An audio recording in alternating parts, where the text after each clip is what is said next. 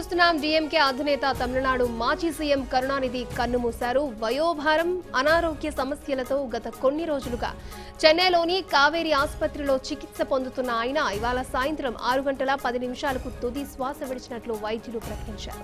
కరుణ మృతి వార్త తెలుసుకున్న ఆయన అభిమానులు, డీఎంకే శ్రేణులు ఆసుపత్రి వద్దకు భారీగా తరలివస్తున్నారు. ఎలాంటి అవాంఛనీయ సంఘటనలు చోటు చేసుకోకుండా నగరంలో భారీగా పోలీసు బందోబస్తు ఏర్పాటు చేశారు.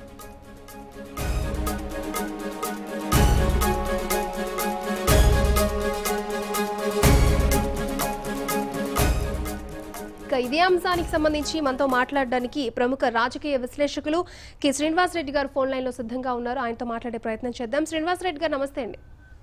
నమస్తే. కరుణానిధి మృతి అనేది తమిళ రాజకీయాల్లో ఎటువంటి ప్రభావం చూపనుందంటారు? ద్రవిడ రాజకీయాల్లో ఒక తరం అస్తమించినట్లు భావించాల. అది అన్నాదొరైతో మొదలైన ఇది ఇప్పుడు ఎంజి రామచంద్రన్ వెళ్ళారు. ఆ తర్వాత ఆ తరానికి సంబంధించిన చివరివాడు ఇప్పటి కరుణానిధి. ద్రవిడ రాజకీయాల్లో ఒక శకం ముగిసింది. ఈ రాజకీయాలలో ద్రవిడ రాజకీయాల్లో ఒక ప్రత్యేకత ఉంది, వారసత్వ ప్రత్యేకత.